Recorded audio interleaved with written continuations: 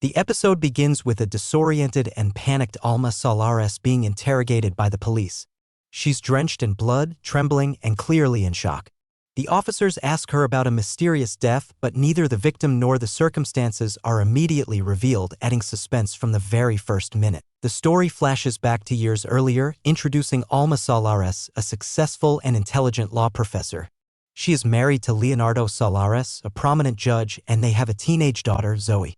Alma's life appears perfect on the surface, but cracks in her marriage begin to show. Leonardo is emotionally distant, often prioritizing work over family, and Alma seems to crave more passion and excitement in her life. Alma's best friend, Brenda, invites her to spend the weekend at her lavish countryside estate. As she leaves home, Alma Solares overhearing her husband Leonardo on a suspicious phone call. He is vague about the conversation, which immediately plants seed of doubt in Alma's mind about his fidelity. Alma visits her best friend Brenda Castillo, who is recently divorced and enjoying her newfound freedom. Brenda is outspoken, carefree, vivacious, and uninhibited woman, often encouraging Alma to let go of her inhibitions and have fun, the complete opposite of Alma's reserved nature. During their conversation, she encourages Alma to let loose and enjoy herself, suggesting that Alma's life has become too predictable. Brenda tells Alma that her marriage might not be as perfect as it seems, hinting at potential infidelity on Leonardo's part. Alma initially hesitates, feeling guilty about leaving Zoe and Leonardo behind. However, after some persuasion, she agrees to go, hoping the trip will provide a much-needed escape. Brenda drags Alma to a nightclub for a night out, insisting that Alma needs to break free from her routine and experience something new.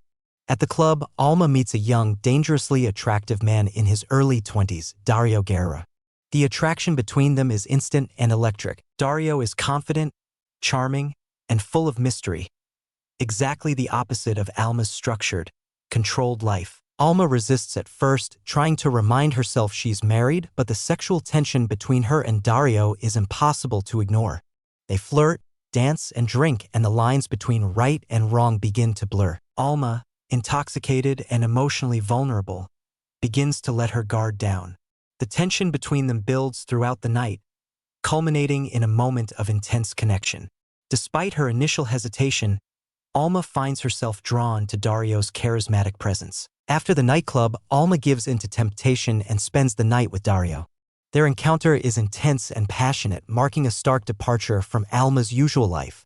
The scene is filled with tension and desire, highlighting the strong chemistry between Alma and Darío.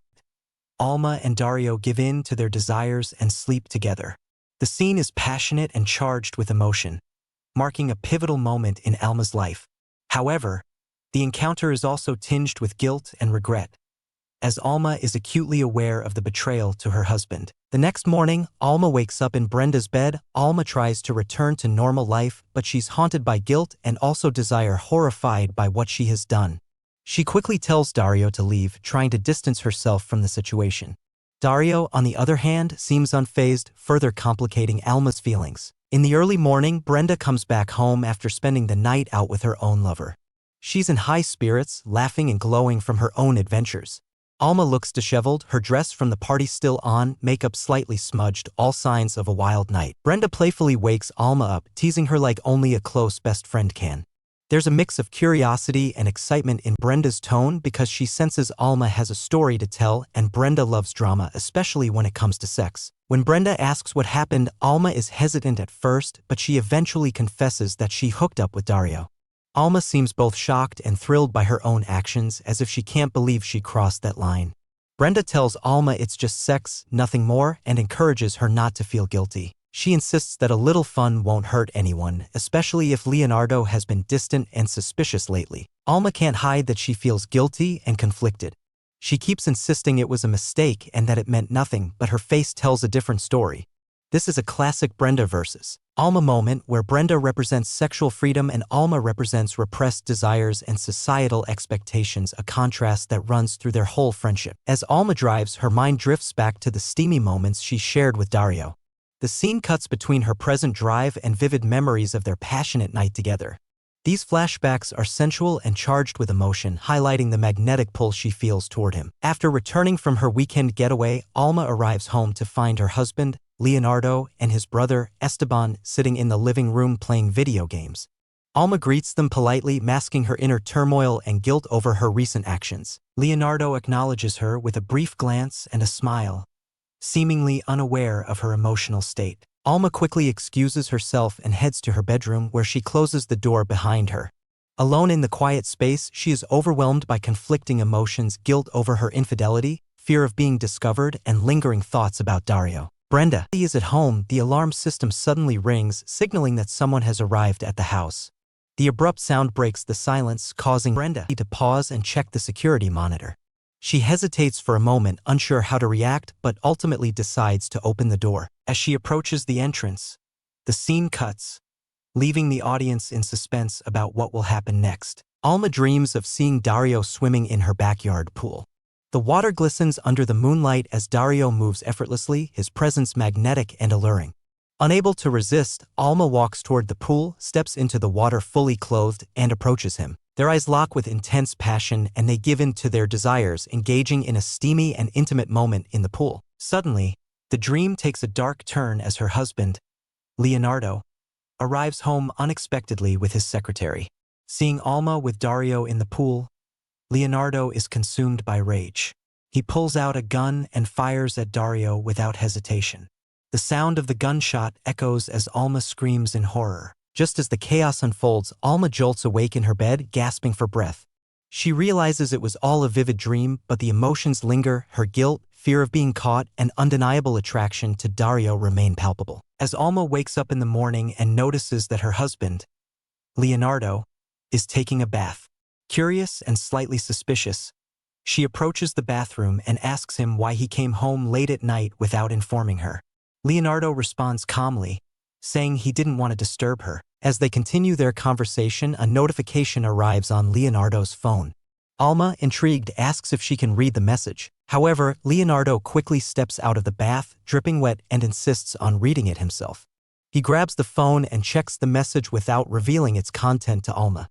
As she leaves the bathroom, still unsettled by his behavior, she sarcastically asks him if he isn't afraid of holding his phone while wet. Leonardo remains composed and unbothered, adding to Alma's growing doubts about his secrecy. Meanwhile, Brenda's lifeless body is seen in her bathtub under mysterious circumstances. The discovery of Brenda's body sets off a chain of events that will intertwine with Alma's personal life and the mystery surrounding Brenda's death. As the movie ends, Alma confidently addressing her students about the legal and societal implications of femicide, her demeanor professional and composed. Midway through the lecture, the classroom door opens and Darío walks in. Alma is visibly startled when she sees him, her expression shifting from focus to shock. Darío, on the other hand, is calm and composed. He takes a seat among the students, maintaining eye contact with Alma in a way that feels both intimate and confrontational. His presence in the classroom is a stark reminder of their forbidden encounter, and Alma is immediately thrown off balance at Brenda's house. As Maiden enters, she notices that everything seems strangely arranged, as if something had just happened there. The glass on the floor is shattered, startling her, but the house is silent. She moves to the living room, calling out Brenda's name. No response. Growing uneasy, she walks towards the bedroom, but Brenda isn't there either. As she approaches the bathroom, she notices Brenda's phone on the counter and more broken glass. Suddenly, she hears the faint sound of water dripping. Slowly, she pushes the door open and is met with a horrifying sight. Brenda's lifeless body floating in the jacuzzi, the water stained deep red with blood. She gasps in shock, unable to comprehend what she is seeing. After her lecture, Alma is seen heading home when, near the corner of the university compound, she is surprised to find Darío waiting for her. He confronts her, asking, "Can I call you Brenda? Or should I say Professor Solares?" His words suggest he knows she lied about telling him her name is Brenda at last night. Alma, looking uneasy, admits she is Professor Solares but firmly tells Darío that their affair is over. She never expected to see him again, and now it's truly the end. She leaves him standing there and walks to her car. However, as she tries to start the engine, she realizes her car is broken down. Darío, watching from his car, gets out and offers to help her fix it. After finishing, he reminds her of their passionate encounter and tries to convince her that they are both adults and can make their own decisions. But Alma stops him, saying, "Darío, I'm married." He tries to steal a kiss from her, but she resists. Before leaving, Darío hands her his business card and tells her, "If you ever change your mind, you know where to find me." At the Leonardo office, Leonardo is seen interrogating a suspect named Ortega. Frustrated by Ortega's failure to provide useful information, Leonardo raises his voice, causing his secretary to intervene and calm him down. Meanwhile, Zoe and her uncle Esteban visit the morgue, where they examine a lifeless body. While Zoe looks uneasy, Esteban remains composed, speculating that the person may have been murdered. Later, Zoe inspects the body closely and discovers evidence suggesting the victim struggled before dying. She shares her findings with Esteban, but he dismisses her suspicions, unwilling to accept the possibility of foul play. Detective Vallejo and his team arrive at Brenda's house and begin their investigation. As they search for evidence, they discover a bottle of poison and wine, raising questions about whether Brenda was mixing it with alcohol and drink. While scanning the room, Vallejo stops at a framed photograph of Brenda, staring at it for a moment. A colleague notices and asks, "Did you know her?" Vallejo hesitates before quietly responding, "I didn't." Later, the team uncovers 2 used condoms in the trash bin. Vallejo tells his team, "The victim might have a sexual encounter before she died. We need to find out with whom." At home, Zoe has breakfast with her mother, Alma. She casually mentions her experience at the morgue with Esteban, but Alma quickly cuts her off, saying, "Let's not talk about cops while we're eating." Zoe complains that her mother never supports her interests, but Alma tries to reassure her, saying she needs her to change topic. As Zoe gets up to leave, she asks her mom if she has seen her green jacket. Alma responds, "I don't think I've seen it." Zoe then walks toward the door, but before leaving, Alma asks, "How about a kiss?" As Zoe leans in to kiss her mother on the cheek, she notices a large mark on Alma's neck. Suspicious, she asks, "What is that?" Alma, looking embarrassed, quickly says, "It's just oil from fixing the car." But Zoe is unconvinced. She knows it's a love bite. Without saying another word, she turns and leaves, leaving Alma visibly uncomfortable. Leonardo and Esteban are later seen at a club, discussing a legal issue. Leonardo complains that Ortega misspelled the last name of a suspect, leading to the loss of crucial evidence. As a result, the suspect will now go free because the search warrant is invalid. Frustrated, they head toward the pool table, where Roxana is seen standing, selling necklaces. Esteban approaches her, trying to charm her into spending the night with him, offering to buy a necklace in exchange. Alma is taking a shower at home. As the warm water runs down her body, her mind drifts to thoughts of Darío. She recalls the night they spent together, reliving the intense passion and the way he made her feel.